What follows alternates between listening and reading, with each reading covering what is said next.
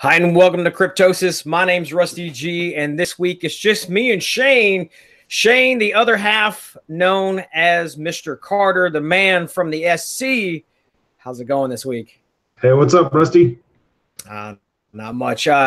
So it's been a short week for us this week. We had to swap because of me, unfortunately, to Sundays, and so Corey's actually out catching some snow or something. I don't know, Colorado, somewhere out there. He's doing something, so he couldn't join us. But what you got going on this week? Not a whole lot. I've been doing some construction around the house, so I've been preoccupied with that. My kitchen's currently tore apart, and it's a mess, so I haven't had as much time for crypto. But, I'm still fitting it in, doing what I can. Yeah, absolutely. Matter of fact, we were just talking about this, right before the show. Even Doug Polk is now doing his live stream every Sunday. They're doing it. They're in the middle of a crypto challenge. I think he's got his 100,000 versus our fake 100,000 voting type thing. I think that's what he was doing. Yeah, it's pretty interesting to see what's going on. I haven't watched his video the past couple of days because, like I said, I've been busy. But yeah, I saw that he was starting that, and people were going crazy like in the chat. So. Yeah, absolutely. And this week's sidebar, we won't go into this deep just because I don't want to promote anything negative, but the BitConnect thing is starting to come to a head very soon. It looks like Trayvon James has received a separate court date that he'll be facing the SEC coming March 16th, and then all the other guys will be in their other case. That's the civil case, I think. Where they're all getting sued at the same time, something along those lines, isn't it? Yeah, he's got his individual court case, and then yeah, I do believe they're going to have I think if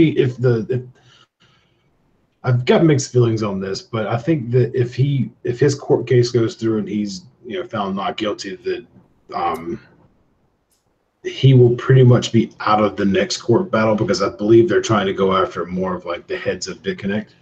So if it's found that he wasn't actually cooperating or collaborating with BitConnect, then there's really no need to have him drug into the next court case. It all depends. To be honest with you, I was watching another video on the way here before getting here, because I really honestly, we kind of came together because of this being Sunday and not our normal Tuesday. But watching another video, there was a gentleman talking about comparing it to the OJ trial, where OJ got acquitted for murder, but then got sued in a civil case.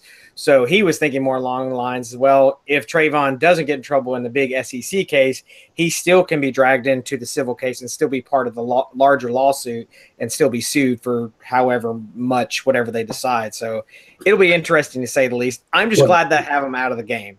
Well, I have fear that it's going to start a slippery slope. Like, at what point does someone become, he made it clear in all of his videos that or the majority of his videos, that he's not a financial advisor. He's not telling anyone to go take a loan out of their house or anything and put it in BitConnect. He wasn't doing that. You have to use your better judgment. And at what point, and we're looking at this with BitConnect, but at what point do YouTube videos have to start being censored for everything? At what point do we have to go through all of these videos and find anyone who's ever promoted BitConnect and sue them as well? Why is it just Trayvon James? Yeah, I don't. Yeah, it's a wild west out there as cryptocurrency it is right now, and we are going to repeat basically the same thing every time, all the time. And you just said it. We are not financial advisors.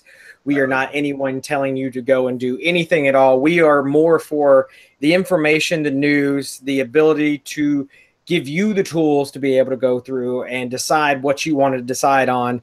These are all investments that you make a decision on yourself.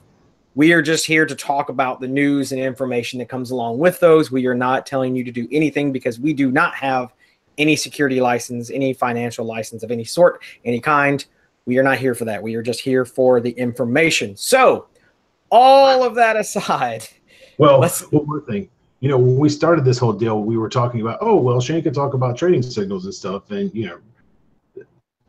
that's one of the reasons why I've been hesitant on it. And I had a talk with a buddy a couple of days ago about reference links and stuff. And he made it clear that, hey, if you see something that's interesting, share it with me, because I'm my own person. I'm going to take a look at it and I'm going to decide if I want to put money into it. But don't hold out on me. Like, still tell me about these cool things that you're finding, but you can't trust other people to be the same way. And so when we talk about trading signals and stuff, I don't want to people, I really backed off on the charting and stuff, and really, or sharing my opinions on charts, because I don't want people to take what I say and get into something and risk too much or lose too much, and they get pissed off at me because it's not perfect. Like, I don't even want to take that chance. And with our chats, you Corey and I have been talking, and I'll say to you guys, but you know what? I'm not a financial advisor. Do whatever the hell you want, because I'm probably wrong. So, speaking of Corey, he actually joined us right here on the side in the chat room. He's over here letting us know he is in Denver, and he says, I'm going to try out a Bitcoin ATM at some point, which is actually one of the things on our run sheet. Thank you very much for doing that, Shane. That we are going to be talking about that. And if you, the viewer, want to talk to us live, leave comments, questions over here on the side. We will watch that and we will see what we can answer while during the show. But if you're watching this after the fact, please leave comments below. We're more than willing to answer things. Yep, there you go, Shane. Awesome. So anyway, subscribe, like, do all that stuff. We're trying to grow the channel as much as we can because we want to talk about crypto as long as we can. So speaking of, Shane and I were talking about applications last week. I had one that I would reckon to folding at home, but you have one, the Delta portfolio for Windows. Can you tell us a little bit about it, where we're going with that? What's the idea? Because we touched on it a little bit last week, but didn't really go into full detail. Yeah, one second. Let me get this pulled up. I'll screen share. So what I'm going to show is my Delta program here. So you can see my portfolio that I have. This is the one that I use specifically for Binance for now. I do have my stuff hidden because I don't want people to be, making fun of me. But you can see. So basically, Delta had their application out for your cell phone. You could go and click on Delta. You can enter transactions. You can enter everything about the price of what you bought it, how much you bought, and you could keep a real-time update of how much you've gained or lost based off of where the coin's at right now. It's super helpful. Another one that we were talking about was Blockfolio. I don't like Blockfolio as much compared to Delta because they're not doing as much, not as much is changing. So Delta has now released their Windows wallet, or Windows portfolio manager, which you can see here. So you can click on these coins and you can actually see what they're doing. If you are trading, it would be interesting it would be a good idea for you to look into something like this. I know, Rustin, you were talking about using the CoinDesk.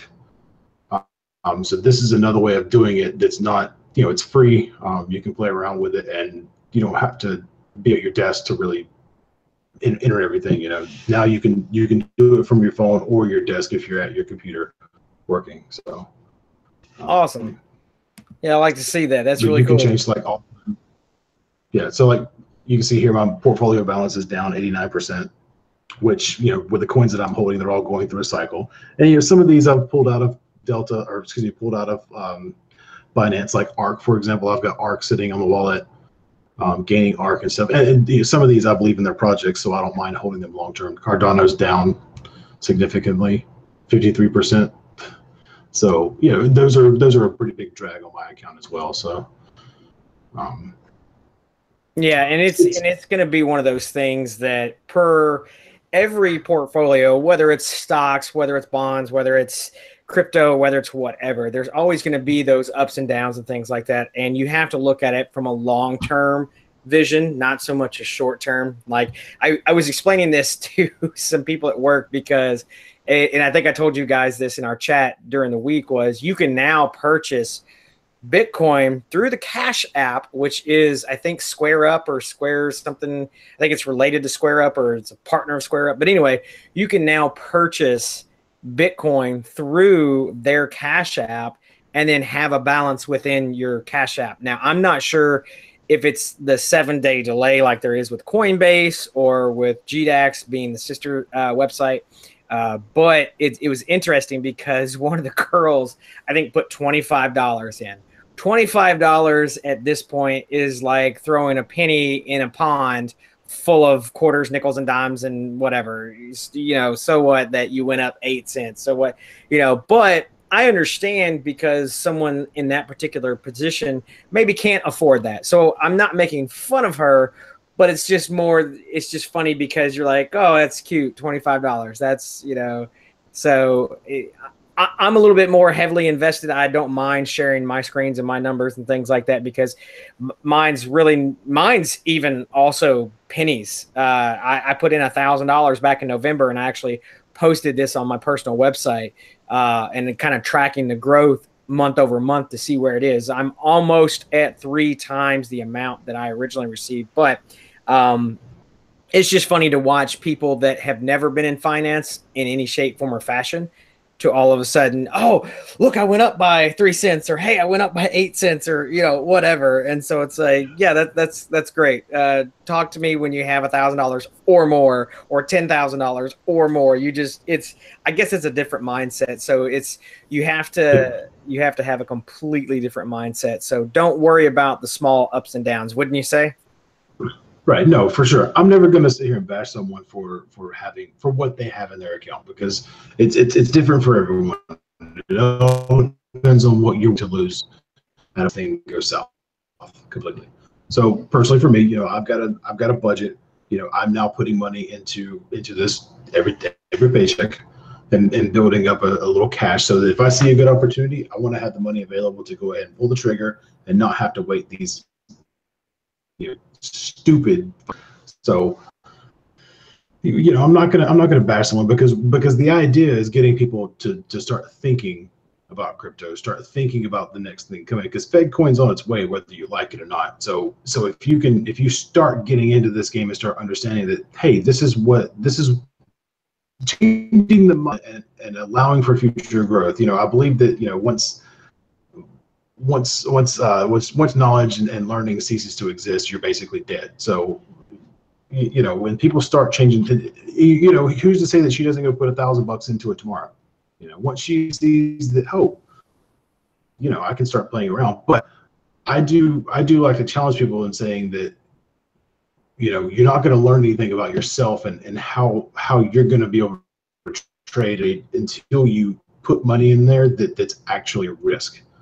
$25 isn't a risk for me, and I'll show that later with my ARC wallet. You know, $25-$30 isn't a risk for me because, you know, that's chump change. I'll spend that on dinner one night. You know, that's not a big deal. But, you know, if someone starts playing, that's great. That's what we're here for. We're starting to change minds. Right. I'm not going to be the last person that gets hit with FedCoin and says, "What is this? I don't understand," because she has knowledge of Bitcoin and she's been playing with it. You know. Right, absolutely. And I think the more well-versed you get in it, and it's not just Bitcoin, but any subject of any kind, it's one of those, it's a mindset change whenever you start getting into it. So the more you get into it, the more well-versed and educated you become upon that topic, which you honestly, I think, have a great idea. You actually have a goal as well to actually hold one whole Bitcoin. I don't know what your time frame is. I don't know if that is something that you can achieve in 5 years, 2 years, 8 months. I don't know. I have no clue, but I think it's awesome to have a goal like that. I think that's what you said, one whole Bitcoin. Well, yeah, no, I'll have a whole Bitcoin. I'm pretty close to it, and I'm not worried about that part of it. My goal was to set a goal per month and gain, you know, X amount. And originally it was to double my account every single month, but that's kind of silly because once you get to, you know, larger levels, you need to start tucking some away and you know, not risking as much. But for me personally, I'm learning to manage my risk versus reward, and that's tough. You know, I'm playing with Nano right now, and Nano's really tearing me up on the inside because, you know, one day it's up by 20%, and the next day it's down by 40%. You know, so it's rough. Yeah, but, absolutely. So it's all about learning and growth. And to be honest though, like since I've started playing with crypto, I've moved away from focusing on money so much. You know, I'm still working on my code, still developing a method for making sure that I can have something running so that I can stop focusing on the money aspect of it and play with crypto in general. Yeah, and we talked about this in a previous show. There's a guy who literally runs his entire business in just crypto. So Yes. I think that'll be interesting to see the future of it. So speaking of the future, which leads perfectly into this, Bitcoin. Wait. Corey's chatting. Oh, wait, Corey is chatting. What is Corey saying? He goes, I think it's just Square. Start low, watch it grow. You'll invest more to let you know. Hey, he's rhyming. Didn't even mean it. Earn some, and then you won't buy it at zero risk. I'm going to sell all my crypto when I have enough money to buy a Tesla. Hey, I have, it takes $1,000 right now just to even just say you're on the waiting list. I think the waiting list is 12 to 18 months. And you're throwing in $1,000. So if I can make it to buy a Tesla in Bitcoin or straight cash, if I have to transfer it out, absolutely yes. But I think Corey's making a joke there about something about coin moon in space right now. I think he's wah, wah, wah. Either way, sorry, Corey. I wasn't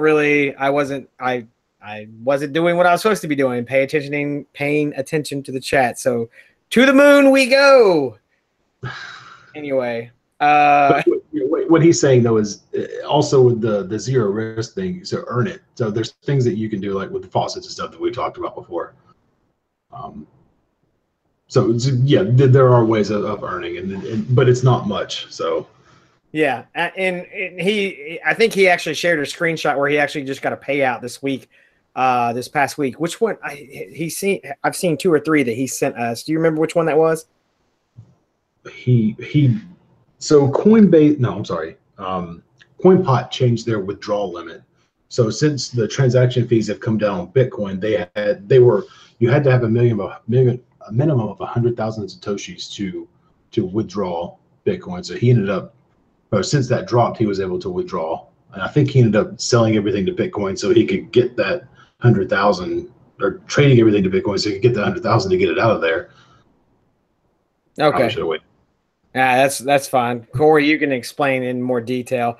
But anyway, talking about the future, and we actually kind of touched on this last week a little bit with like the light pay and stuff like that. Bitcoin ATMs. So are we talking like what we have now with ATM cards? Or are we talking more like back to the faucets? What are we talking about here, Shane? So Bitcoin actually has ATMs where you can go and withdraw money out of. So you can see here, and this map isn't great, but you can, let's see. And let's go to Charlotte this map sucks. Charlotte, for example, because I don't think these two exist. They're more like stop shops or something. I don't know. Because doesn't the business have to have some sort of setup in the background for that to actually work? Sorry, you broke up. What'd you say? I was saying, doesn't the business have to have like Bitmain or BitPay or one of the payment processors for this to actually work? I'm not sure because I've never been to one. So I think Corey's going to be checking one out and getting back to us this week, hopefully. So, but you can see so this one here is a food and beverage place. I don't think it works like you go in and spend Bitcoin. I think it's more of an ATM where you can access your Bitcoin wallet and withdraw. So, but I do think I'm going to take a trip to one of these one day when I have some time and check one out. I don't know if I'm going to trust this one, so I'm probably not going to waste my time driving there. But it's cool that things like the BP gas station. I'm not getting my Bitcoin from a BP. Sorry. So Corey says yes, he'll report back next week on the show whenever we can talk about it a little bit more in depth. I'll have to check out the Nashville area, see if Nashville has anything, because that would be interesting to see. Because I know that in the East Nashville side, there's a couple places that accepted Bitcoin whenever it first got started, but I'm not really sure. You know, it's a little bit different accepting Bitcoin versus a Bitcoin ATM. It's a completely different transaction. Hendersonville has one.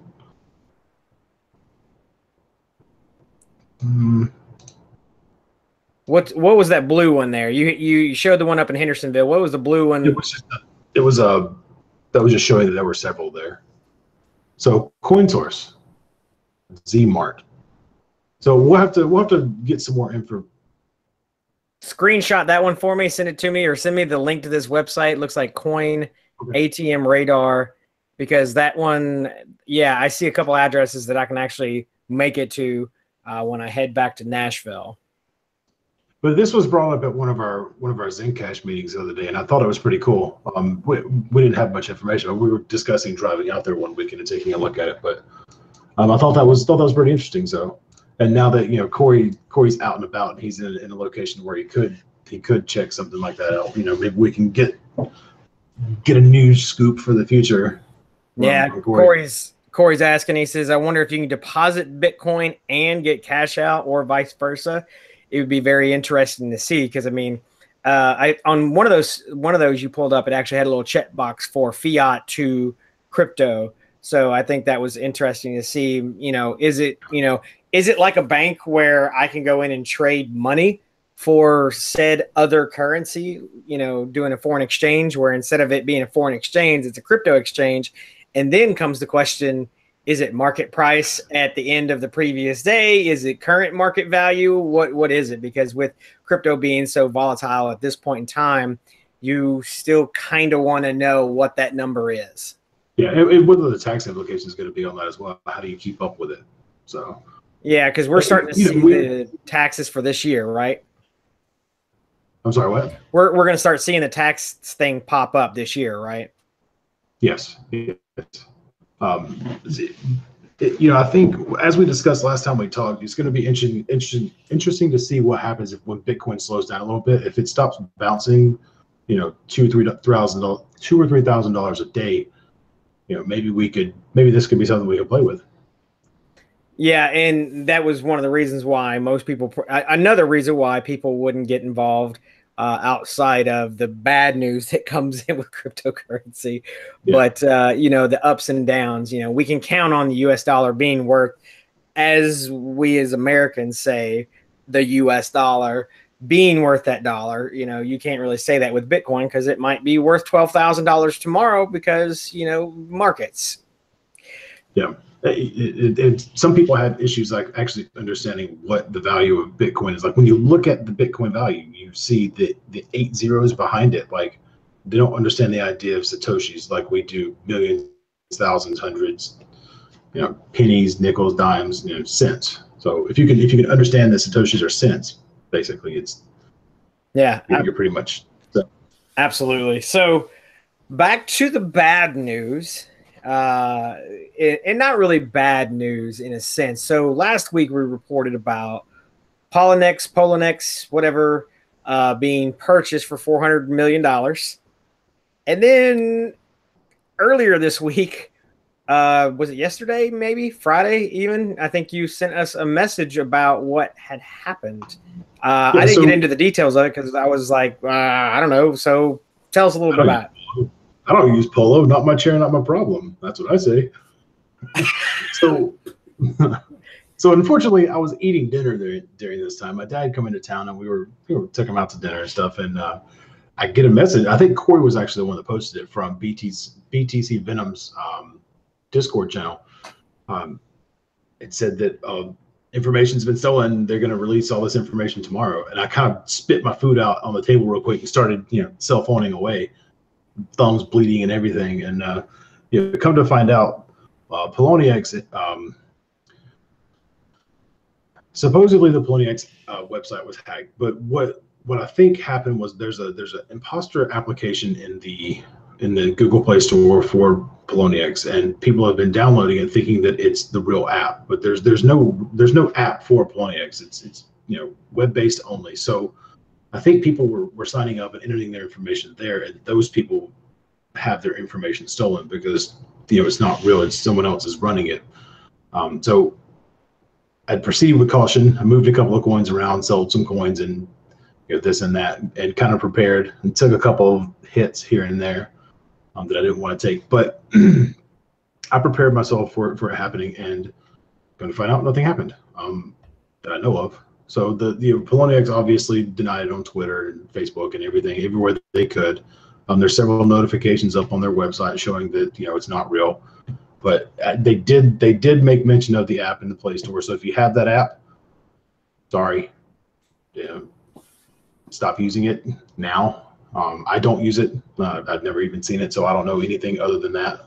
But yeah, it's interesting to say the least, because that's one of the biggest problems with any market, whether it's financial, whether it's housing, whether it's just the open market in general. Things can get hacked very easily, and people can take things over, and people can start spreading false news fairly quickly. And right. because of the networks that we grow in. I mean, we have created our own little Discord channel. We're part of another Discord channel, which, by the way, pause for a moment. If you haven't joined, we'll have links below afterwards. I literally did the video like 5 minutes before we got started, so I didn't get a chance to put the link in there. But you can go to our previous videos and see our Discord channel link. Join us if you would like to talk about cryptocurrency throughout the week. Shane is more than willing to jump in there. Corey is more than willing to jump in there. I'm like the guy looking at the cold water in the pool when it's still 50 degrees outside and thinking, it's kind of cold. Maybe. And I'll jump in there from time to time, but I haven't, honestly. We chat separately on Google Hangouts in another group. So, but join us on our Discord channel, please. Also subscribe so that we can get youtube.com/whatever. And we can help grow and help spread good news.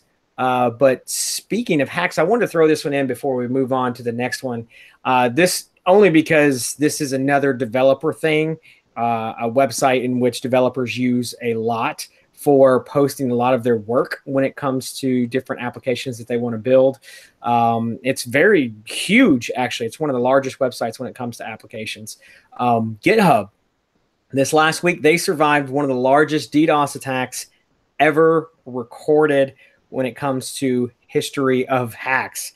Almost 1.3 terabytes of data that came across their network as their DDoS was being attacked. And they were actually able to partner with some of their third-party partners and get some of that traffic knocked off, get things taken care of, handle it very well.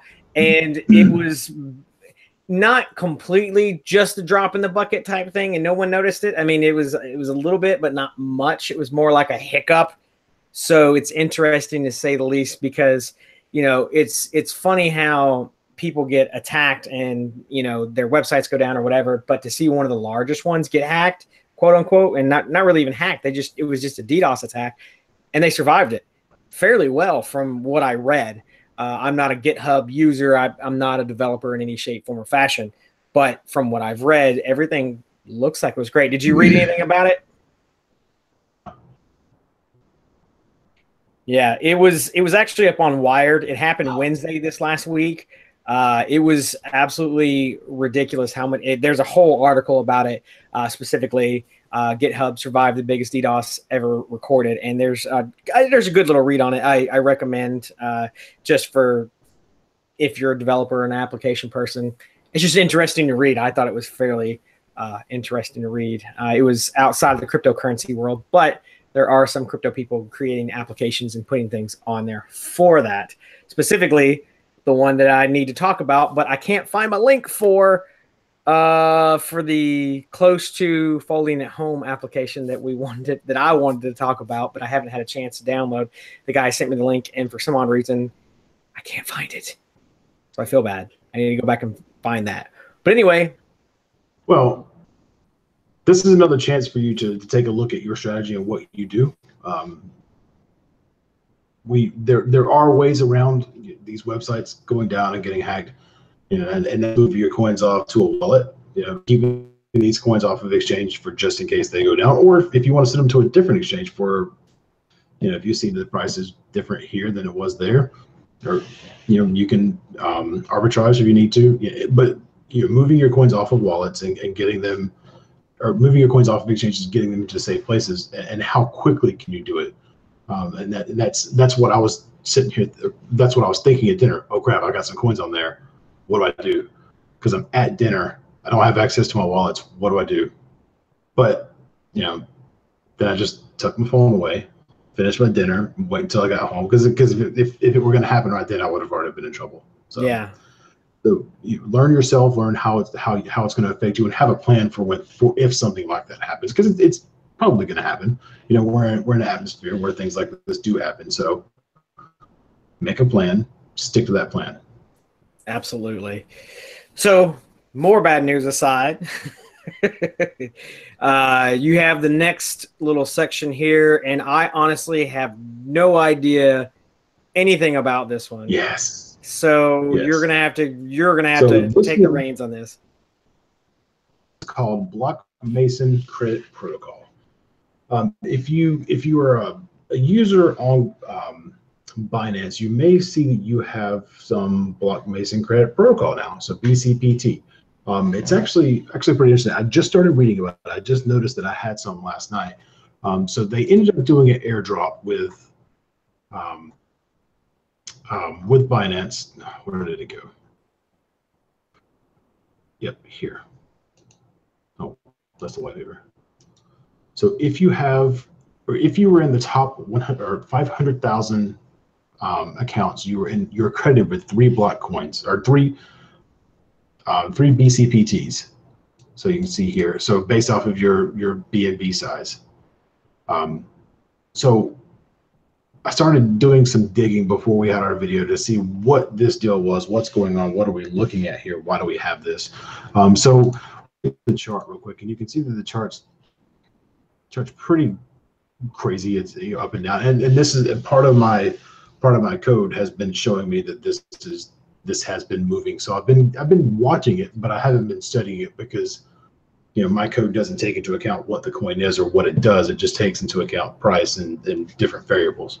So this is the time where I kind of started catching on that I needed to start looking at this. So these guys have built an architecture on the ERC20 tokens, or the Ethereum protocol, basically, that will allow them to develop other things. And one of the things they're pushing right now are they've got 3 different sectors: credit, health, and social.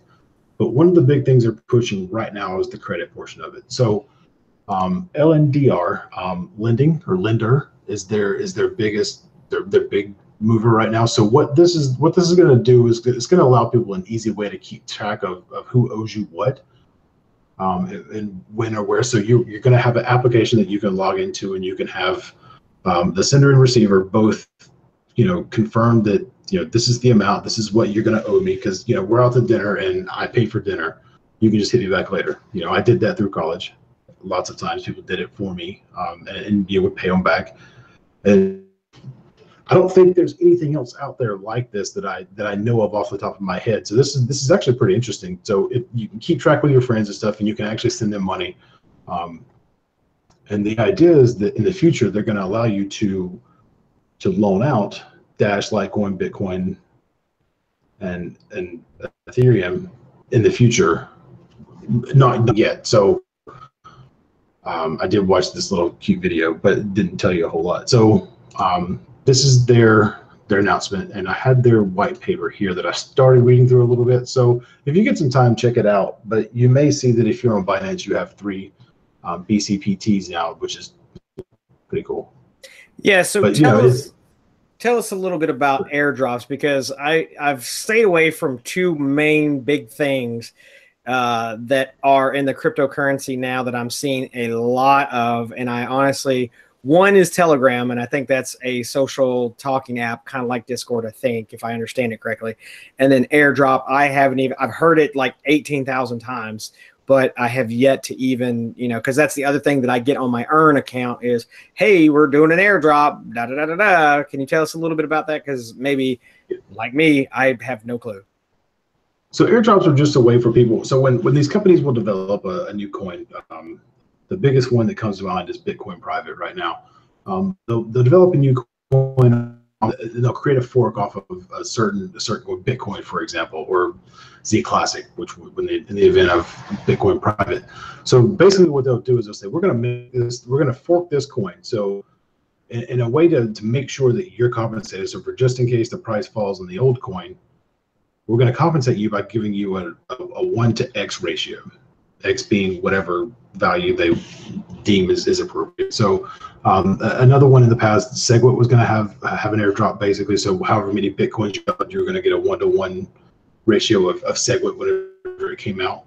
Export your coins to a private wallet or to a wallet, and you can get that allows you access to your private keys.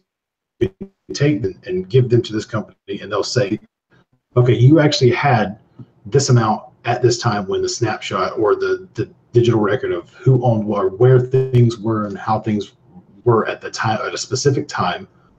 You can send them these private keys and it'll confirm all that, and they'll actually credit you with X amount of coins of the new coin that you got. So if we look at the chart, I wasn't prepared for this, sorry. If we look at the chart, all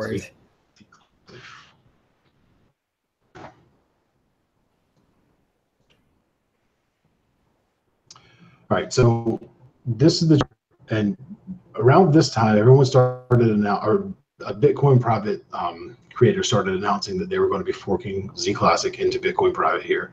So the price spiked, and it kind of dwindled down due to some news that came out, and then back up. And so this down here is when you see that Z Classic is worth nothing now. It's almost back to the original state because everyone was buying Z Classic because it was a 1-to-1 ratio between Bitcoin and Bitcoin Private, or Z Classic and Bitcoin Private.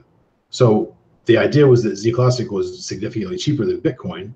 So why not just buy Z Classic, hold it through the snapshot, and then sell it back for your Bitcoin? But the problem is that once this snapshot is posted, and once everyone knows the snapshot is over, the price falls real heavily like this. So there's a chance that you could lose the initial amount that you put in there. But if you bought here and sold here, you gained a little bit, Yeah, so it's fun to play around with, but not fun if you don't know what you're doing. Yeah, it's one of those things of we're playing on the side of insider information in the cryptocurrency world. Know who you know, watch your conversations, see the trends happening, things like that. And also, we're talking about it now, but Bitcoin Private, that's another thing that's happening, and we probably do need to do a whole episode specifically on privacy coins. So with the whole split of that, I heard that this afternoon, and I was like, there's too much information overload. I can't right now.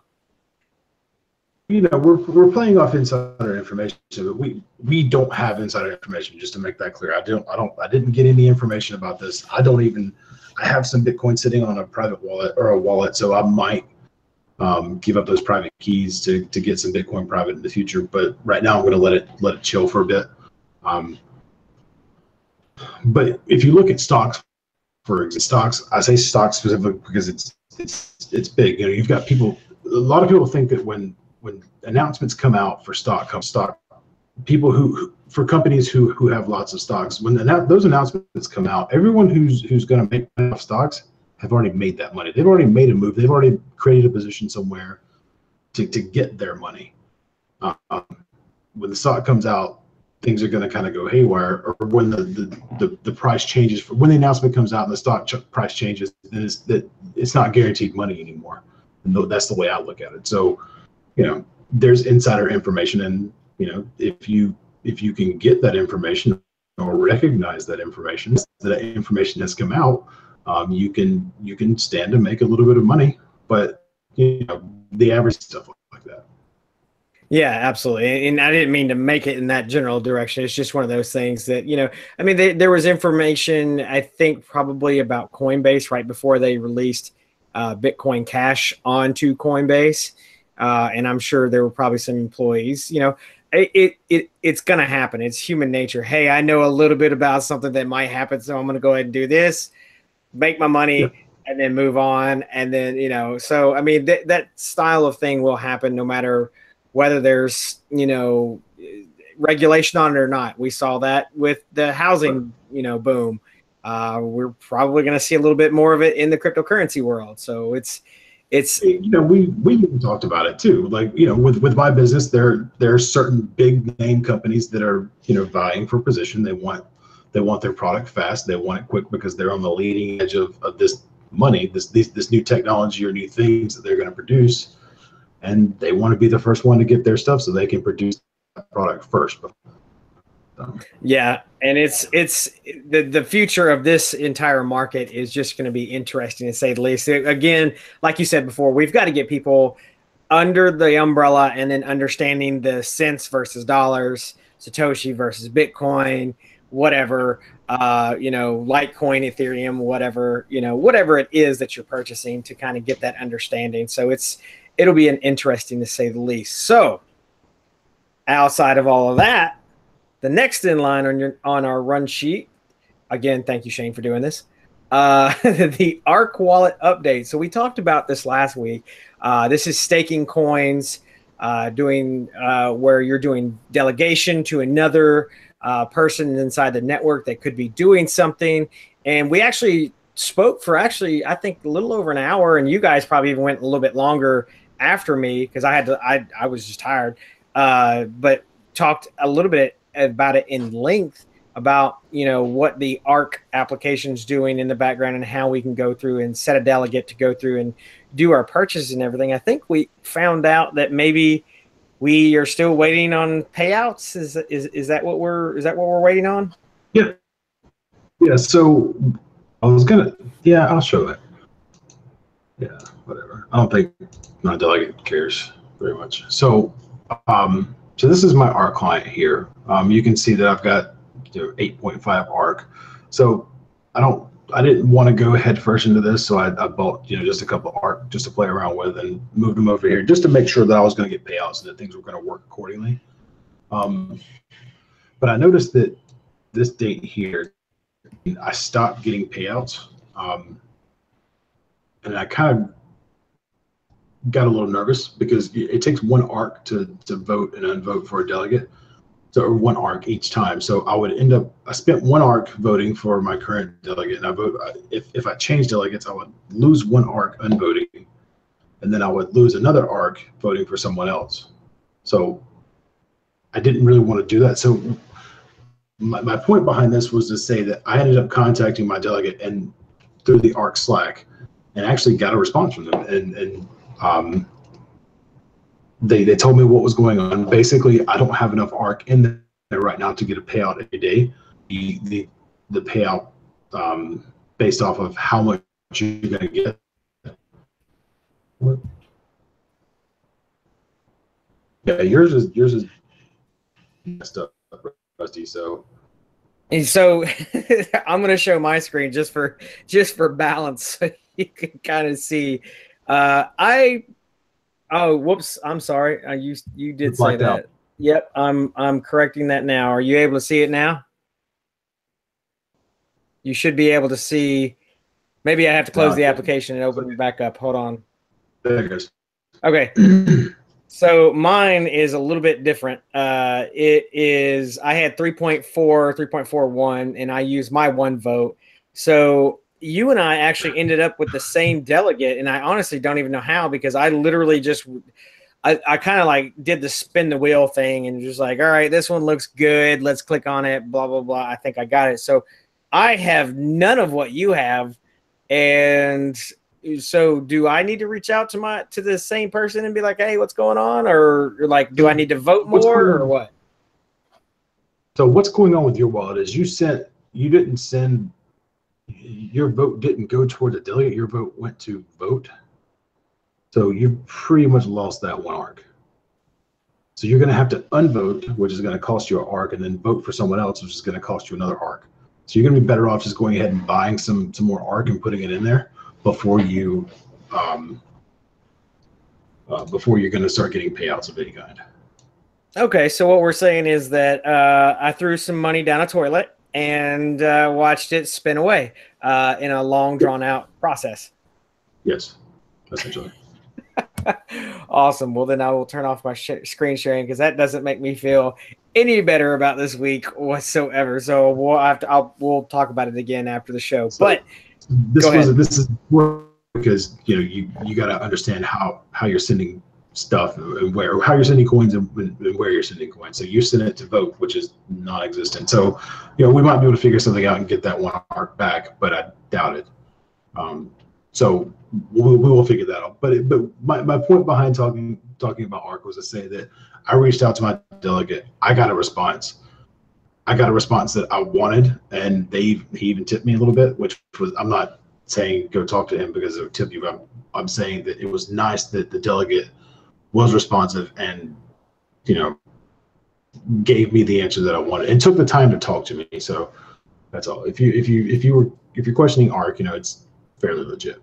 Yeah, so we will have to look further into that because, like I said, I just feel like I just threw away some money, but that's all right. I mean, that's what cryptocurrency at this point in time is. I'm either throwing it up against the wall and seeing what sticks and trying to run away with as much profit as I can. Like I said, I'm almost at 3x when it comes to my total overall. At least that's what coin tracking is telling me, and also my other app, it's not Coin Market Cap, but it's Coin Cap or something like that. That's on my mobile that I also keep up with everything because not only, and this is also in any sort of financial thing, always diversify what you're doing. Don't be stuck into one simple thing or just don't be stuck into one thing, whether it's simple, whether it's complex, whether it's whatever. Don't be stuck with one thing. Businesses run off of more than one thing. The Apple company doesn't run on just the iPhone. Yes, it is their bread and butter, but they don't run off just the iPhone. They now sell a speaker for some odd, stupid reason. They sell MacBooks. They sell iPads. You can still apparently buy the iPod Touch, which I didn't realize until earlier today. You have to go into the Apple Music section or whatever. But it's the same thing for diversification when it comes to purchasing any sorts of investment. Don't be stuck into just one. It's good to get started in one to get your feet wet and understand. But then, once you start making your profits or anything else like that, you do need to diversify into other items so that if you do run into something like me and ARC and I throw it away, you learn. Apple also tells you what you should want rather than you deciding what you want. Yeah. I mean, I'm learning. I mean, I'm also gone through and thrown, I think, $87 into the Envion. I think we talked about it last week, 100 Envion. I think I've got 57 Cardano. I think I've got 22 Ripple. I've got 1.1 Ethereum right now because of all the profits and things that I've got. And I've got 2 Litecoins. It's different things like that because you never know which one of these is going to just completely explode and be awesome, or just going to fall down the tubes and nothing, which I think one of those is going to be the one I told you guys that I was taking out, and I have one left on Binance, which because it's like 0.997 of this one, I can't pull it out, which really frustrates the living daylights out of me. I wish they would correct that, but neither here nor there. So I'll definitely be checking out Binance after the show's over to see if I get the BLTC or whatever you call it, BlockMason thing there. I'll definitely be checking that out. Also got an update. And have you thought any more about buying the coin tracking thing? Because after you talked about it, I kept playing with it, and I was like, this manual uploading thing is really friggin' annoying. If I just pay the whatever it is, I think it's $100 basically. This does it automatically. All I got to do is pull in my API keys, and it just does it for me every time I make a trade. Yeah, I've thought about that, but I'm kind of hoping the tax laws change this year to where you don't have to keep track of every single trade. I'm praying that they change this year, so I may buy it later in the year. Yeah, which, by the way, tax season's around the corner. April 17th, I think it is this year. Is that right? Something like that. Yeah. So just be wary of that. It is coming soon. I still have to get on to one of my employers. He owes me a 1099. Still don't have it. Yeah, so, you should probably. Yeah. So either here or there, or whatever. But all of that aside, anything else that we wanted to hit before we start closing things down? I don't think it's it. Okay. All right. Well, guys, we appreciate you hanging out with us. Corey stopped in for just a minute to leave some questions, or just comments in general, really. But you can always do that just as well while we're here live in the show. It's over here in the chat box on the side. You can always leave questions. And if you're not here live and you're watching this after the fact, please leave those comments below. We're more than willing to answer the questions. And again, please subscribe, like the video, share if you can. And then also, join us on our Discord channel. Like I said, I've said it a few times already in this video. Join us on our Discord channel. We'd like to talk about it. This is what we enjoy to do. We're not always 100% about it. Like Shane said at the beginning of the video, he was working on housework this week. We get it. We're humans. So give us a minute, and we'll be more than glad to chit chat with you. And what we need to start doing is we need to start making up our own hangouts, like not hangouts like video, virtual, or chat, but like meetups. Like, I need to come to you guys. You guys in a completely different state. I need to come to you guys, and we just need to make a meetup. And then we just, maybe we get some of the Zcash guys and get them to come over. And, because we actually have another meetup coming here soon. So if you guys want to come down for that, you're more than welcome to. Awesome. We had one guy travel from Asheville the other day. So I'm going to go up to Greenville here and there and talk to some of those miners up there. Here, this and that. So. Yeah, and that's one thing I would like to talk to is a couple more miners, because my machine behind me, I feel like it's losing money at this point. Stop it. You're saying for me to turn it off just completely? There are way more efficient ways for you to make money mining if you I might talk off air on that. Yeah, we can talk off air on that. So anyway, guys, thanks for sharing, or thanks for hanging out with us for this last 45, 50 minutes or so that we've been chit-chatting. We hope that you have a wonderful week. Again, we're doing these on Sundays now, unfortunately, because of my schedule. And hopefully next week, Corey should be back, and all three of us should be here. I think I've had a fun time with Shane, so I hope you had a fun time. And we will see you again next week, and stick below for all the links and information to find us. You guys have a great week, and I've got to find the way to hit the end button. Stop. Yep, there it is. Okay, 3, 2, you guys have a wonderful week.